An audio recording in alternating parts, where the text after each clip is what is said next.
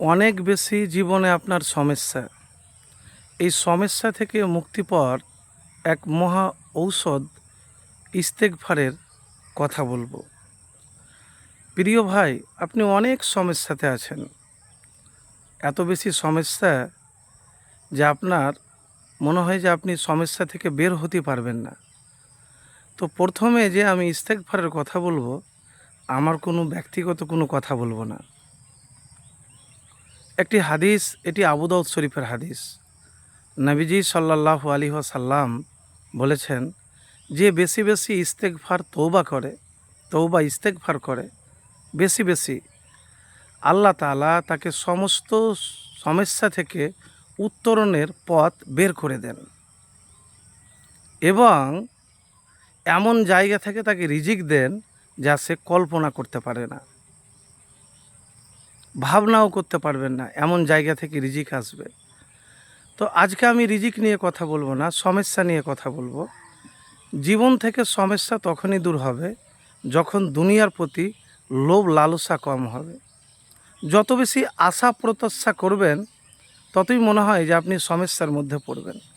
তা আমি এতটুকুন আপনাকে বলবো যে সকল সমস্যা থেকে মুক্তির জন্য আপনি বেশি বেশি করে ইস্তেগফার করবেন। কোন ইস্তেগফার? আমি ছোট্ট একটি ইস্তেগফারের কথা বলবো। কেন ইস্তেগফার করবেন তার কয়েকটি কারণ আপনাকে বলবো। ইস্তেগফার বেশি বেশি করতে গেলে আপনি গুনাহ থেকে মুক্তি পাবেন। ইস্তেগফার যদি বেশি করেন তাহলে আপনার দোয়া কবুল হওয়ার সম্ভাবনা বেশি। ইস্তেগফার যদি আপনি বেশি বেশি করেন তাহলে আল্লাহ সুবহানাহু ওয়া তাআলা খুব খুশি হয়। তো যখনই আপনি পাপ কাজ করবেন, গুনহার কাজ করবেন বা অনেক সমস্যাতে আছেন, যে সমস্যা থেকে রাস্তা আপনি পাচ্ছেন না, কিভাবে আপনি সমস্যা থেকে মুক্তি পাবেন? তা আমি এতটুকুন আপনাকে বলবো যে আপনি আস্তাগফিরুল্লাহ বেশি বেশি করে পাঠ করুন।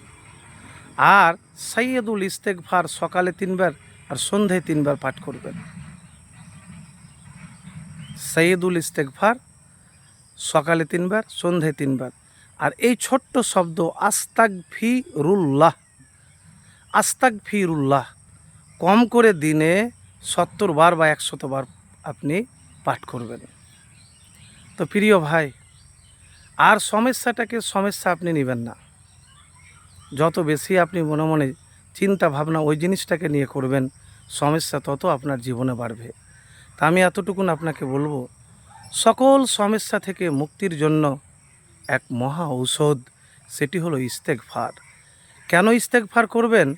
ইস্তেগফার করতে গেলে আপনার শরীর গুনাহ থেকে মুক্ত হবে, আপনার পাপ ক্ষমা হবে, গুনাহ ক্ষমা হবে।